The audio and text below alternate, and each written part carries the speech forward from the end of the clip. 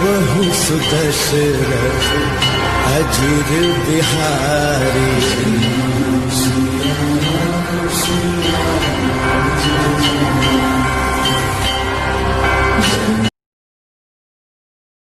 नमस्कार। हमारी संस्कृति हमारी धरोहर की ओर से आपका स्वागत है। मैं एडवोकेट अनिल ठाकुर और मेरे साथ हैं कैमरामैन उमेश जाजू। आप सभी से विनती है कि हमारे एपिसोड को कृपया लाइक, शेयर और सब्सक्राइब करें और हमें सहयोग करें। हमने एक उपक्रम शुरू किया है कि महर्षि वाल्मीकि लिखित रामायण में जो राम कथा और जिन स्थानों को बताया गया है, क्या वह काल्पनिक है या वह सब सच्चाई है। और पिछले हमारे 4 एपिसोड में हमने दंडकारण्य में जो रामायण के 90वें सर्ग में बताया गया था कि विभांडक ऋषि, उनके पुत्र श्रृंग ऋषि, उनका जन्म स्थान, उनकी तपोस्थली और उनकी समाधि, इसके बारे में आपको जानकारी दी। हमारे पिछले एपिसोड में हमने आपको रंभा इस गांव की जानकारी दी। इस वक्त हम महाराष्ट्र के यवतमाल जिले के पुसद शहर से 15 किलोमीटर दूर वनवारला नामक गांव में है। थोड़ी दूरी पर 500 मीटर की दूरी पर रंभा नाम का वह गांव है जिस गांव में रामायण काल में रंभा अप्सरा अपनी सहेलियों के साथ ऋष्यशृंग ऋषि की परीक्षा लेने आई थी।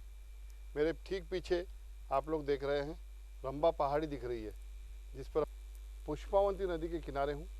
ये आप देख रहे हैं एक नदी है जिसका नाम पुष्पावंती नदी या पूस नदी है। इस नदी में एक कुंड है जो हम अभी थोड़ी देर बाद नीचे जाकर देखेंगे। यह कुंड और ठीक इस ओर श्रृंग ऋषि का आश्रम है।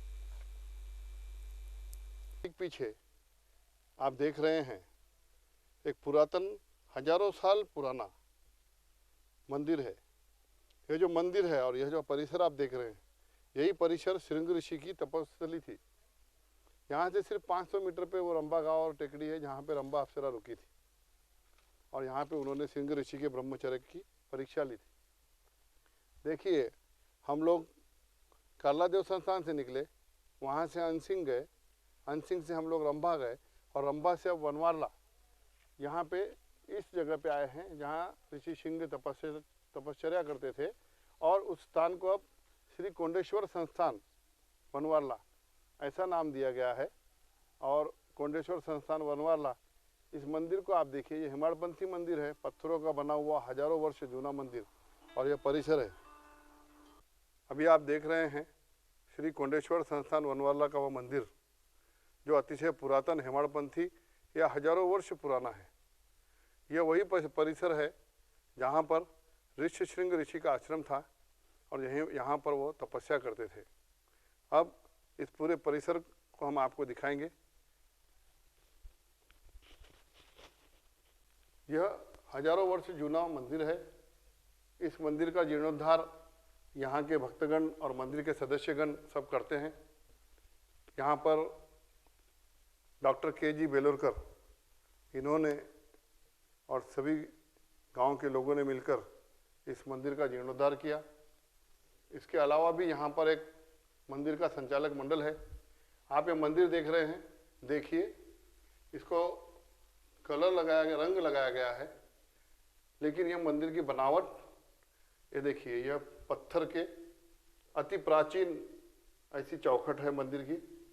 इसकी आप कारीगरी देखिए, अतिशय पुरातन इस मंदिर की बनावट देखिए आप। हजारों वर्ष जूना मंदिर है।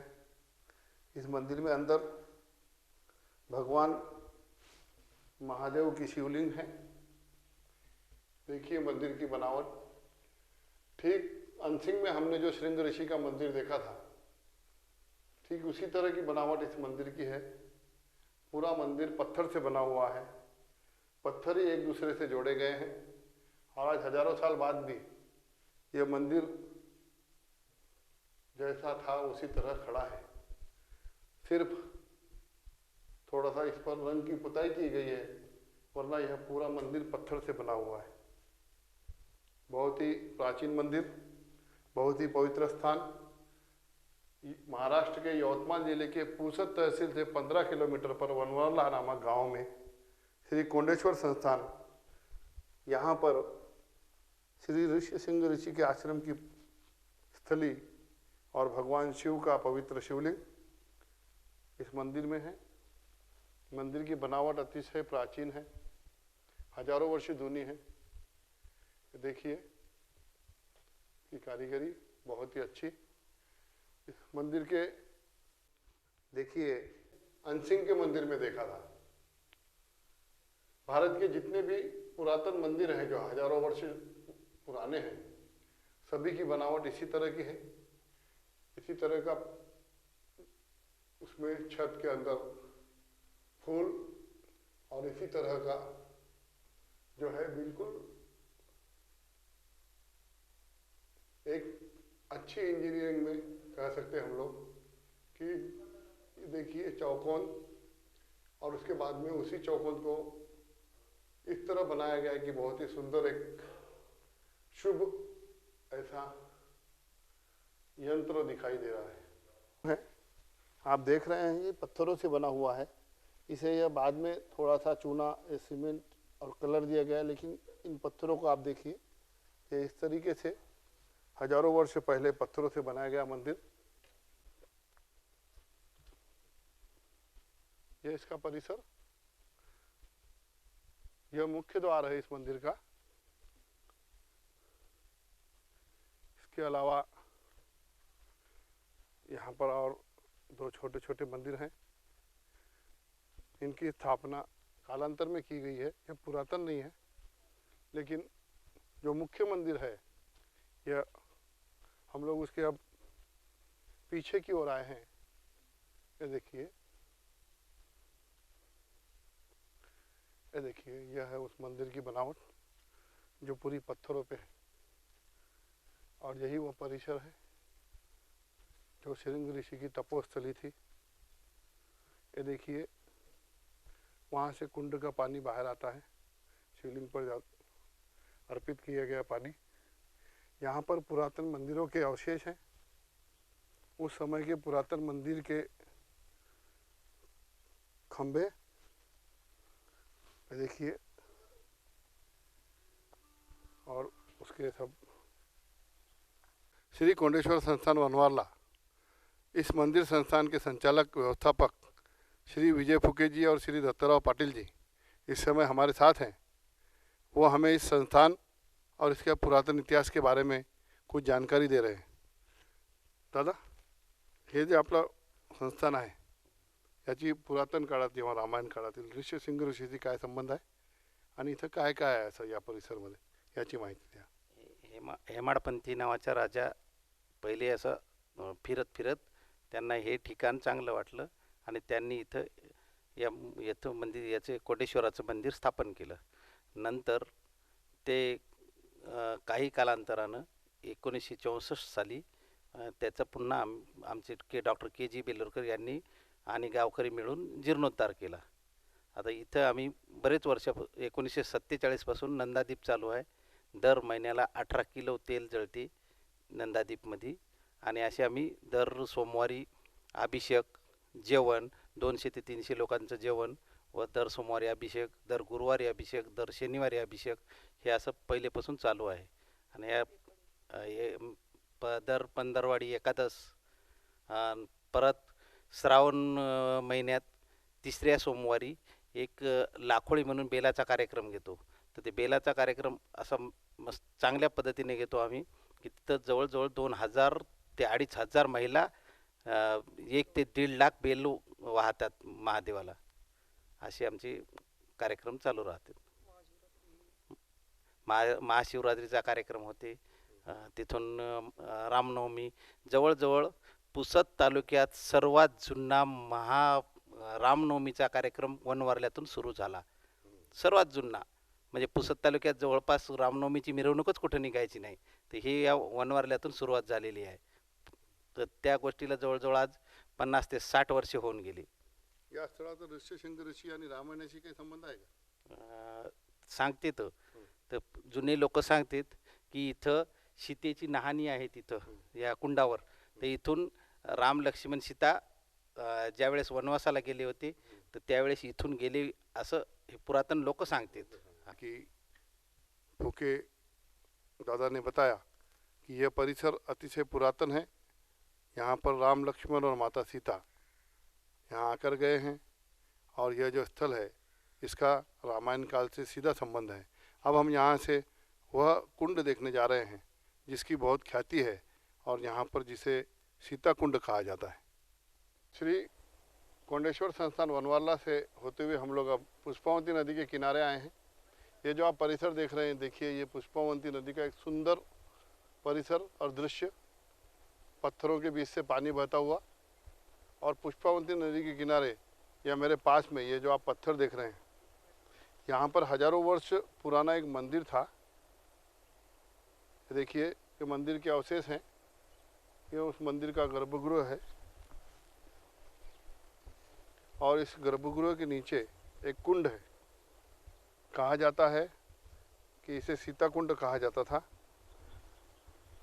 उस समय यहाँ पर रहने वाले ऋषि मुनि और कालांतर में जब प्रभु श्री राम लक्ष्मण और सीता इस ओर आए थे तो यहाँ पर वो रुके थे और यहाँ पर ही स्नान वो करते थे।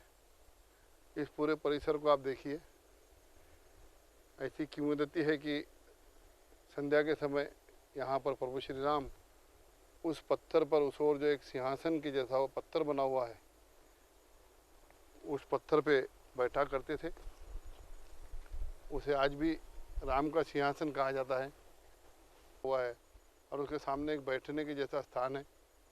उस स्थान पर ऋषि मुनि और कुछ समय के लिए प्रभु श्री राम बैठा करते थे। इस प्रकार यह पुष्पावती नदी का किनारा, यह परिसर और यह क्षेत्र, इसे हम लोगों ने आपको दिखाया और हम लोगों ने यहाँ खुद आकर देखा और इस बात में सच्चाई है कि यह सारा परिसर जो है हजारों वर्ष जूना है। ये देखिए, यह इस पुरातन मंदिर की नींव है। एक दंडकारण्य का क्षेत्र जहाँ पर हजारों वर्ग मील में सिर्फ जंगल ही जंगल था। आज से 10,000 वर्ष पूर्व यहाँ पर कुछ ऋषि मुनि और कुछ यहाँ के स्थानीय निवासी रहते होंगे और उन्होंने उस समय यहाँ की घटनाओं से और यहाँ की सच्चाई से संबंधित इस मंदिर का निर्माण कर। यह जगह, यह स्थान रामायण के 90वें सर्ग में जो बताया गया है 3रे श्लोक से लेकर 48वें श्लोक तक, जिसमें कश्यप ऋषि के पुत्र विभांडक ऋषि और विभांडक ऋषि के पुत्र सिंह ऋषि के बारे में जो कुछ बताया गया है, हम अब इस समय इस क्षेत्र में जहाँ हम लोग हैं, यह विभांडक ऋषि का जन्म स्थान और समाधि स्थान है। हाँ, यह सच है और यह हमारे साथ है, हमारे सामने है, प्रत्यक्ष प्रमाण है। ठीक मेरे पीछे विभांडक ऋषि का जन्म स्थान और समाधि स्थान पर बना हुआ मंदिर है। और यह क्षेत्र अगर आप रामायण के 90वें सर्ग में 3रे श्लोक से 48वें श्लोक तक अगर पढ़ेंगे तो पाएंगे कि दंडकारण्य में जो स्थान बताया गया है वही स्थान यह है, महाराष्ट्र के यवतमाल जिले के पुसद तहसील से 25 किलोमीटर के परिसर में। और मेरे ठीक पीछे हैं विभांडक ऋषि, इनकी जन्म स्थान और इनका समाधि स्थल।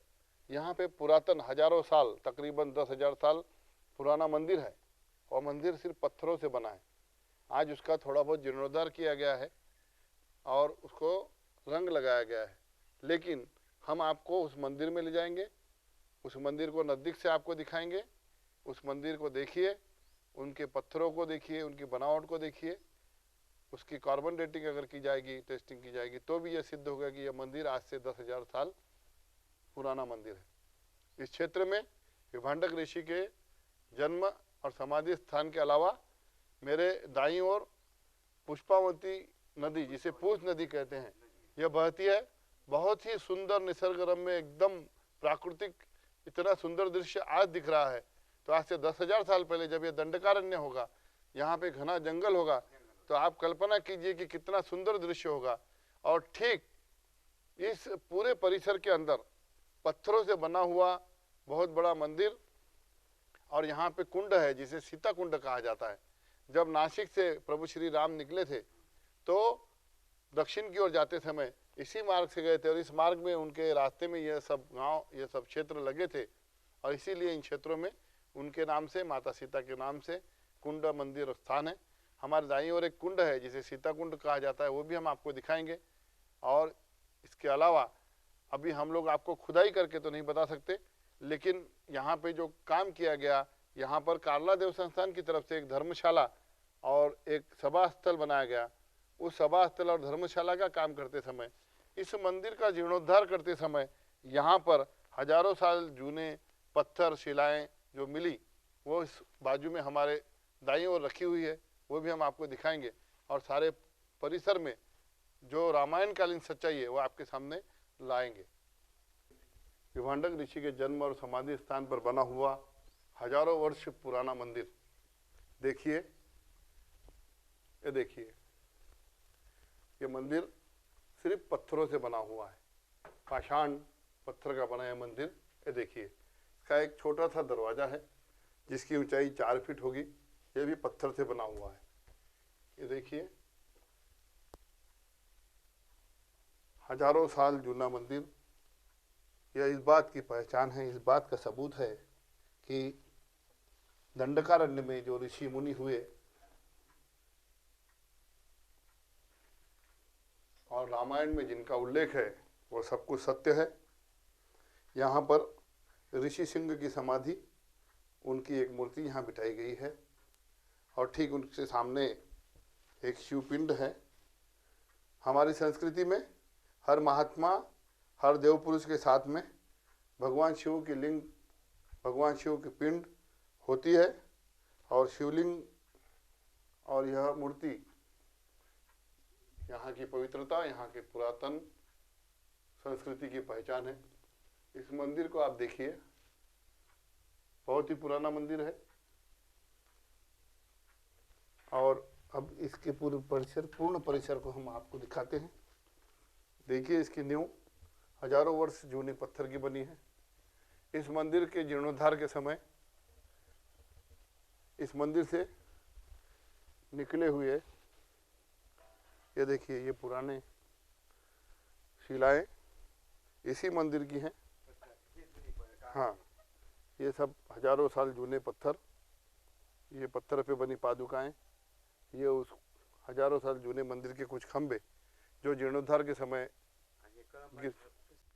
चारों ओर से हम लोग पिछली ओर से भी ये देखें, ये देखिए, पूरा मंदिर जो है पत्थर से बना है। ये पूर्ण क्षेत्र दंडकारण्य नाम से प्रसिद्ध था। आज भी देखिए आप चारों ओर, इधर नदी है पुष्पावती नदी मेरे पीछे, और चारों ओर सिर्फ जंगल ही जंगल आज भी है। यहाँ कई ऐसे बड़े शहर या गांव नहीं है, छोटे छोटे जंगल में कुछ गांव हैं जो आदिवासी और बंजारा समाज के हैं, लेकिन मूल उसके रहवासी आदिवासी हैं। तो यह जो मंदिर है, इसका यह जो क्षेत्र है, इतना, यह जो मैं आपको दिखा रहा हूँ, यह क्षेत्र, ये देखिए, यह इतना भाग, यह भाग जो है, यह भाग हजारों साल पुराना है। यह भाग आज से तकरीबन 10,000 साल पुराना है। और इसके बाद ये जो नया आप सभागृह देख रहे हैं, ये इस वक्त का जीर्णोद्धार है, लेकिन पुरातन मंदिर यही है। इसके साथ ही यहाँ पर एक सीता कुंड है। यहाँ पर हजारों वर्ष पूर्व भी पत्थरों के माध्यम से, पत्थरों का उपयोग करके बहुत ही सुंदर और भव्य मंदिर बनाया गया था। स्वर्ग में सुंदर परिसर की ओर जा रहे हैं। विभांडक ऋषि के आश्रम के पास हजारों वर्ष पूर्व भी यह नदी, पुष्पावंती नदी, जिसका नाम आज पूछ नदी भी है, बहती थी। ये देखिए, इस नदी के किनारे यह नैसर्गिक सुंदर निसर्गमय वातावरण के साथ इतना सुंदर आश्रम मंदिर 10,000 वर्ष पूर्व। चारों तरफ आप देख रहे हैं कि पहाड़ियां हैं और जंगल है, और बीच में सुंदर नदी और ये पानी है। यहाँ पर ही एक कुंड बना हुआ था जहाँ ऋषि मुनि स्नान करते थे और उस पानी का उपयोग करते थे। ये देखिए, यह कुंड नीचे तकरीबन 80 फुट तक है। अभी 20 फुट के ऊपर इस पर यह नया बांधकाम किया गया है। यहाँ पर पानी का लेवल खूब ज़्यादा बढ़ जाने की वजह से, पानी का स्तर खूब बढ़ने की वजह से इस कुंड को ऊपर लिया गया है। लेकिन नीचे वहाँ जो आप देख रहे हैं उसके दूसरे स्टेज जहाँ पर दिखाई दे रहे हैं, वहाँ से नीचे वो कुंड 80 फुट तक है और 12 महीने यहाँ पर भरपूर मात्रा में पानी, और यहीं पर पत्थर की बने हुए बाकी मंदिर के और आश्रम के अवशेष थे जो अब जमीन के अंदर दब चुके हैं, जिन्हें उत्खनन के द्वारा ही देखा जा सकता है। इस प्रकार हम लोगों ने प्रथम एपिसोड में आपको बताया था कि विभांडक ऋषि के पुत्र ऋष्यशृंग ऋषि की समाधि कार्लादेव संस्थान, महाराष्ट्र के यवतमाल जिले के पूसद तहसील से 5 किलोमीटर पर उनकी समाधि है ऋष्यशृंग ऋषि की।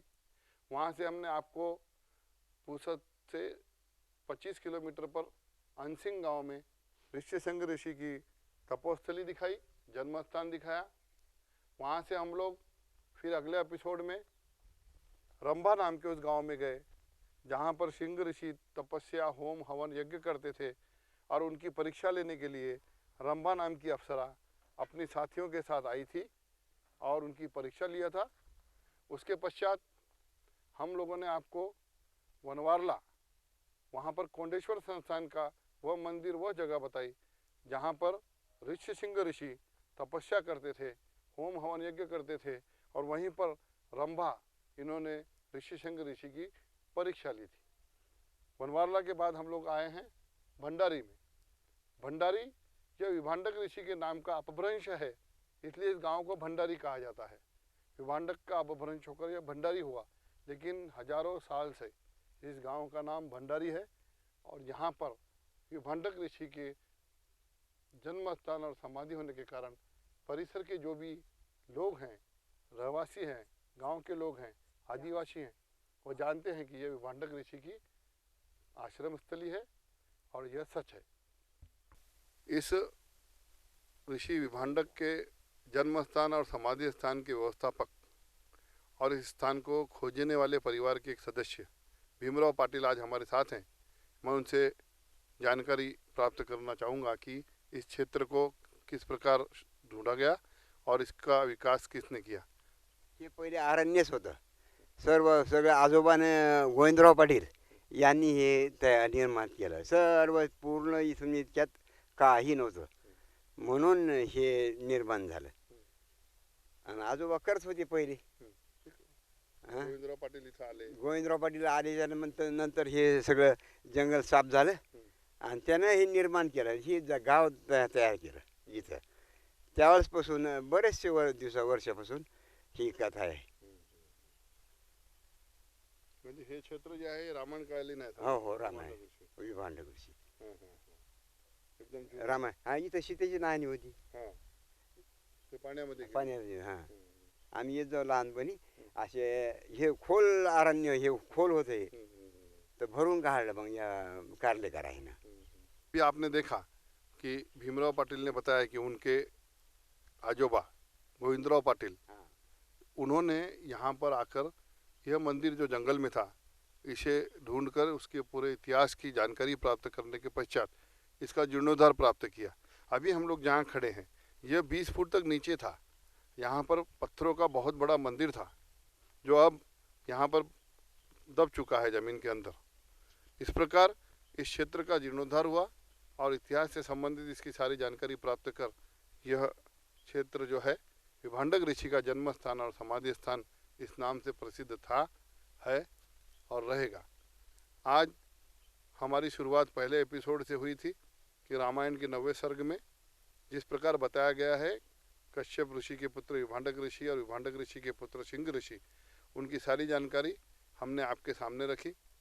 विभांडक ऋषि इनके जन्म स्थान, इनके समाधि स्थान, सिंह ऋषि इनके जन्म स्थान, समाधि स्थान हमने आपके सामने लाए. आपके सामने जो भी हमने बताया यह सच है, यह सब सच है और इस सब सच्चाई को हमने आपको दिखाया है. आगे हमारा प्रयत्न और भी जो भी रामायण से संबंधित जितनी भी जानकारी है, सच्चाई है, स्थान है, आपको दिखाने का है. आप सबसे हमारी विनती है कि हमारा एपिसोड अगर आपको पसंद आए तो कृपया इसे शेयर करें, लाइक करें और सब्सक्राइब करके हमें सहयोग करें. धन्यवाद. जय श्री राम।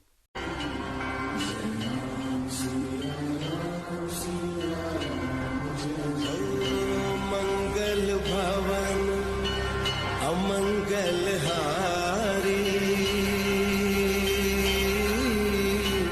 द्रवहु सुदशरथ अजिर बिहारी।